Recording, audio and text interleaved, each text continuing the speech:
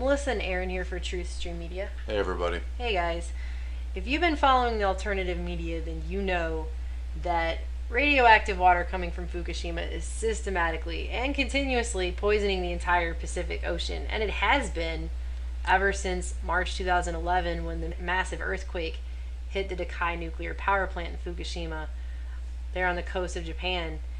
And this has just been continuously going on, but you really wouldn't know it from the mainstream media because they only report on things in bits and pieces here and there, and they definitely don't bring you the bigger picture of what's actually going on. And they like to convey the idea that the Pacific Ocean, being as huge as it is, will be a big dilutionary pool. But the fact is, this stuff is pouring out by tons and tons per day, and the problem is intensifying, accumulating, and accelerating, and affecting life throughout the ocean and throughout Earth, including on land. Exactly. And so this map you see here, this comes from the National Oceanic and Atmospheric Administration, and this shows you the levels of radioactive water just spewing out and filling up and going all over the Pacific Ocean. And that also goes up into the rain. It rains back down on the planet. I mean, the whole northern hemisphere is being affected by this right now, if not the entire world. All of this enormous amounts of tritium, cesium, and strontium are just continuously being released, carried by the wind, by the rain, ocean currents. I mean, that's what's going on. And if you believe TEPCO, the Tokyo Electric Power Company that owns that plant, well, that's not actually happening at all, because apparently all of the leaks are confined. All this irradiated groundwater flowing out 400 tons a day is confined to an area 0.3 square kilometers within the bay right in front of the atomic station. So according to TEPCO, this whole map, this is not happening. That's not happening at all, because actually all of the radiation is just chilling out right there in front of the broke down plant. And then this story from Bloomberg actually goes on to quote Woodhull Oceanographic Institution senior scientist Ken Buesseler saying, "These statements are silly. It's not true to science." Really? Like, we need a scientist with a degree to tell us that because we can't use common sense to figure out that if you pour something into water, it's going to disperse throughout the water? We actually need a scientist to let us know that. Is anyone buying this TEPCO thing? This is ridiculous. Here's what's actually going on. Water that is 6,700 times more radioactive than the legal limit is continuously spilling out of Fukushima. And they're actually testing little puddles now around the area. I think this story was from October 3rd, so this is just a couple weeks ago as well. And they're finding 200,000 radiation readings as high as 200,000 becquerels per liter, almost 6,700 times higher than the legal limit of 30. Okay? And so they're just putting down some sandbags to stop that leak, because you know how sandbags stop radiation, guys. And then in the meantime, you have all these stories coming out like this one. Fukushima is here. All bluefin tuna caught in California are radioactive. Aaron actually alerted me to this. And this is from October 10th, 2013, where they've been doing studies. They're catching tuna off the coast of California, and all of them have been poisoned with concentrations of cesium-134 and cesium-137. And these tuna are coming from a migration pattern straight off the coast of Japan, so they're great examples of how this is bioaccumulating. And of course, as larger fish, tuna they accumulate more than most fish, but you can imagine this is probably affecting life throughout the food chain. Oh yeah, and cesium-134 has a half-life of about 2 years, but cesium-137 has a half-life of 30. So that stuff's not going anywhere for a long time. And it's interesting because then you've got this is Daniel Madigan, a marine ecologist who led this Stanford study, and he says the tuna packaged it up, the radiation, and brought it across the world's largest ocean. We were definitely surprised to see it at all, and even more surprised to see it in every single tuna we measured. So they were surprised to see it. These are scientists. These are some of the top scientists that are supposed to be studying this stuff, and they're surprised. If I go to the grocery store and look on the shelf where tuna is being sold, at Whole Foods, they have a little sign letting me know that I probably shouldn't eat tuna more than once or twice a week because it accumulates mercury. So the grocery store knows that these fish are accumulating heavy metals and chemicals And yet these marine ecologists and scientists running these studies are like, we're real surprised. There's some radiation going across the ocean. It's accumulating in fish. These are our experts? This is a scary situation if these are the experts, okay? And you've got stories like this coming out everywhere as well. Is this Fukushima Pacific herring in Canada bleeding from eyeballs, fins, and tails? Government ignoring the problem. This is an independent fishery scientist who caught about 100 herring off the coast there in Canada and found that they were bleeding from their fins, their bellies, their chins, their eyeballs. 100% of these fish were bleeding. She couldn't find any that weren't bleeding to some degree. And apparently the Canadian government's just going to ignore that. They're just not going to respond to it. They're just not going to say anything at all. Apparently no requests for comments have been met.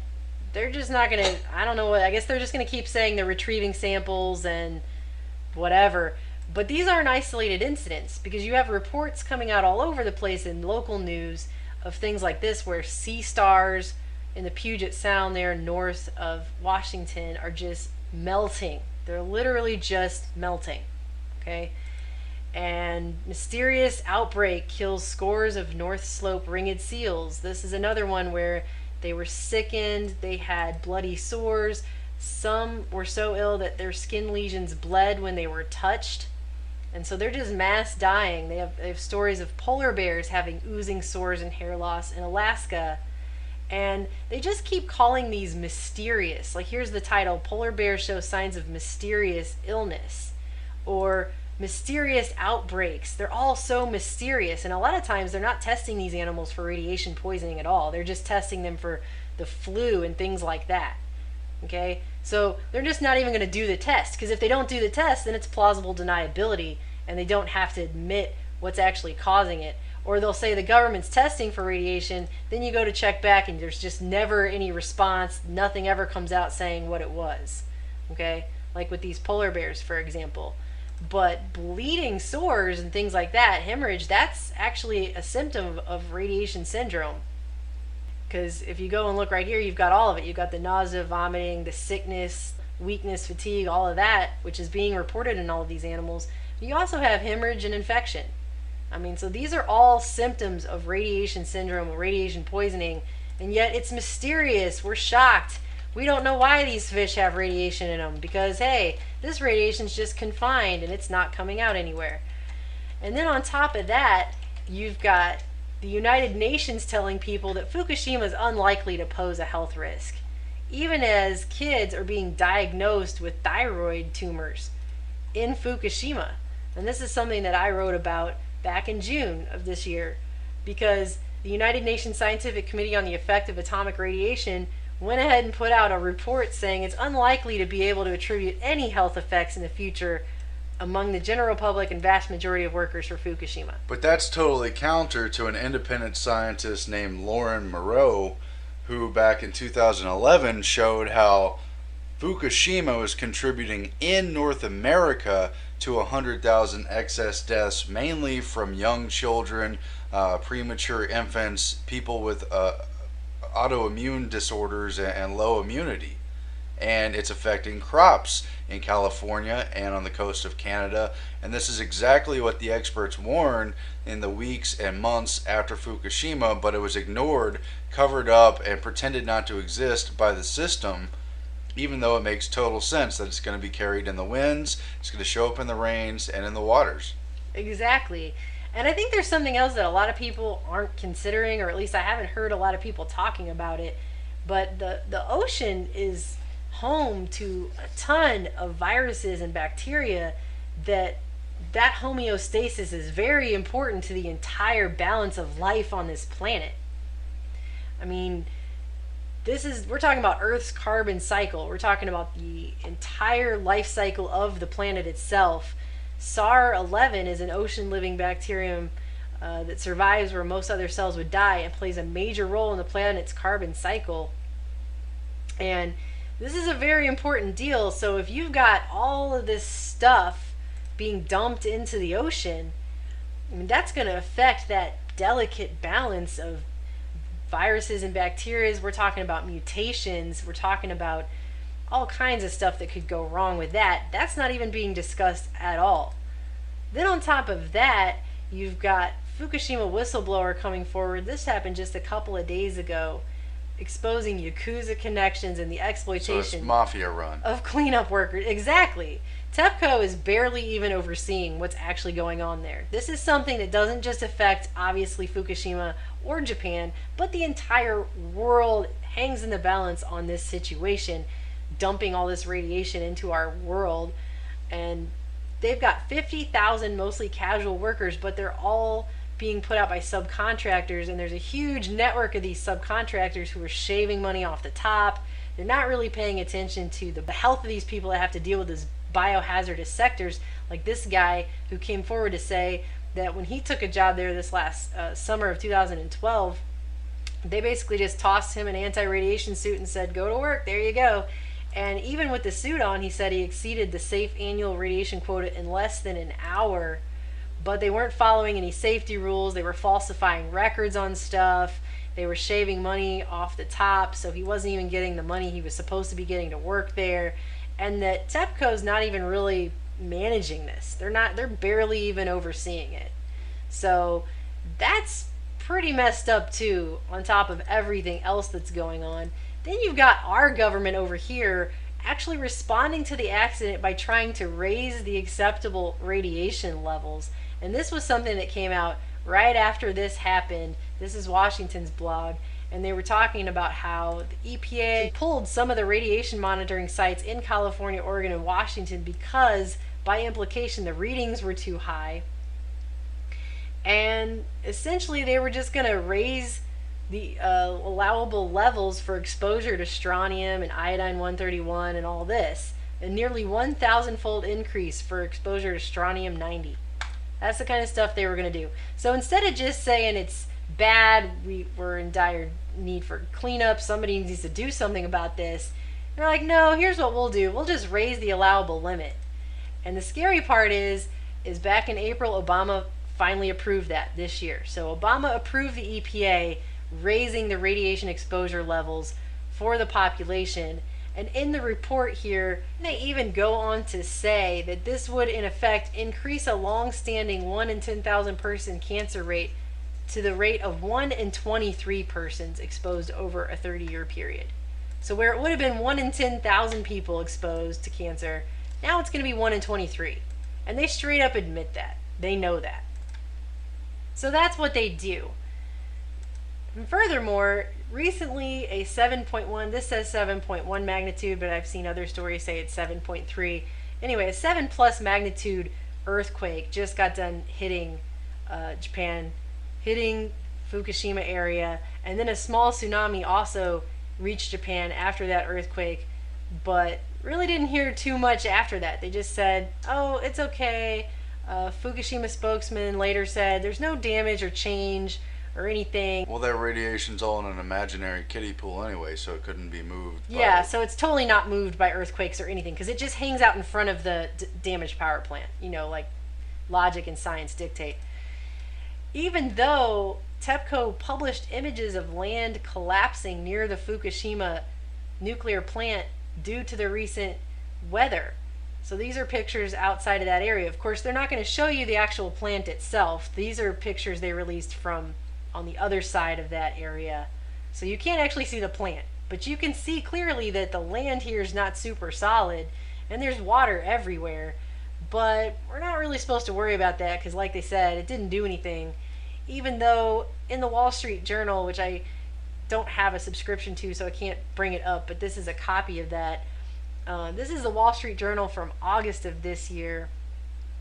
They actually mention here, and I just want to point this out, that the Dakai power plant was built 40 years ago on the site of a river that was diverted in order to situate the plant. So not only did they build this thing on the Ring of Fire where earthquakes happen all the time and on an island, okay, but they also had to divert a river from that exact point to build the plant on it. It's like, could you have picked a more ridiculous place to build a nuclear power plant ever? For real. How did they not know? And this guy even says it should have been clear that lots of groundwater would be rushing through the site, and that any walls or barriers built on the seaward side would be overwhelmed. But again, TEPCO says that these leaks are all confined to that area, so, we don't need to worry at all. And people want to assume we're trying to make a bigger problem than what it is and that the authorities have things under control. No, the problem is getting worse. This stuff hasn't stopped, it's accelerating, as I mentioned, and mankind and his industrial practices have been dumping into the oceans for years. You don't have to be a bleeding heart to consider that this might start to have impacts, but dumping this huge amount of radiation into the ocean, even though it's an accident, isn't going to stop the fact that they're saying the oceans are dying. Yeah, this right here is a guy named Ivan McFadden, and he is a yachtsman, and he sails from Australia to Japan to America. And this talks about, he recently did this back in April and March of this year, and then he wrote this article, "The Ocean is Broken." And I'm not going to read the whole article to you, but take the time to read this, because this guy actually went out there on his boat and this is what he saw. And he's done this sail before. He goes from Melbourne to Osaka, and then he goes from Osaka to, I believe, San Francisco. It's a long article, but he talks about how it was very creepy because the whole leg of the journey from Melbourne to Osaka, he was only able to catch 2 fish. Normally he was able to catch fish every day, just throw out a baited line, catch a fish every single day. He said he was only able to catch 2. There were no fish, no birds, and hardly a sign of life at all, and that it was very quiet because there really weren't any birds.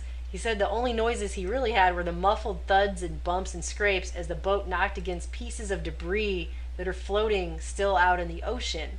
He says that after they left Japan, he said the ocean itself felt as if it was dead. He said they hardly saw any living things. They saw a whale sort of rolling helplessly on the surface with what looked like a big tumor on its head, and that it was sickening. And that he's done a lot of miles on the ocean, and he's used to seeing turtles, dolphins, sharks, big flurries of feeding birds. This time, for 3,000 nautical miles, there was nothing alive to be seen. He said in place of the missing life was garbage in astounding volumes. And he goes on to discuss that thousands and thousands of yellow plastic buoys, huge tangles of synthetic rope, fishing lines, nets, pieces of polystyrene foam by the million, and slicks of oil and petrol everywhere. Countless hundreds of wooden power poles snapped off by killer waves, still trailing their wires out in the middle of the sea. And he talks about how he was afraid to start his motor out there for fear of entangling the propeller and mass pieces of rope and cable. And they basically just swam through a sea of trash. He says that on the bow, the waters above Hawaii, you could see right down into the depths. You could see debris isn't just on the surface, it's all the way down. It's in all sizes, from soft drink bottles to the size of cars and trucks. They saw a factory chimney sticking out of the water with some kind of boiler still attached, some big container thing, weaving pieces of debris. And below deck, they were constantly hearing the sound of things hitting the hull. And on top of all of that, they saw all this stuff: broken chairs, dustpans, toys, utensils, every kind of throwaway domestic item. But on top of that, the boat's vivid yellow paint job, never faded by sun or sea in years gone past, reacted with something in the water off of Japan, losing its sheen in a strange and unprecedented way. And when he came back, he just straight up said, the ocean is broken. So this is what's actually going on. And this is what the mainstream media is not telling you. And TEPCO would like us all to believe that the radiation is just confined to the coast, and that the ocean is some kind of magic eraser by Mr. Clean. And I mean, I guess the bottom line is the Earth has a tipping point. I mean, there's a balance here. There's an equilibrium that has to be maintained. And this is a massive event unlike any we've ever seen. And you're not hearing about the bigger picture in the mainstream media. And I guess the question really is, would they even tell us? Would the governments tell us? Would the mainstream media ever actually tell us if this was going on, if this was going to be something that was going to end life as we knew it? Would they even let us know? I doubt it. So do I. Anyway, we'll keep you up to date on this as more news unfolds. TrueStreamMedia.com.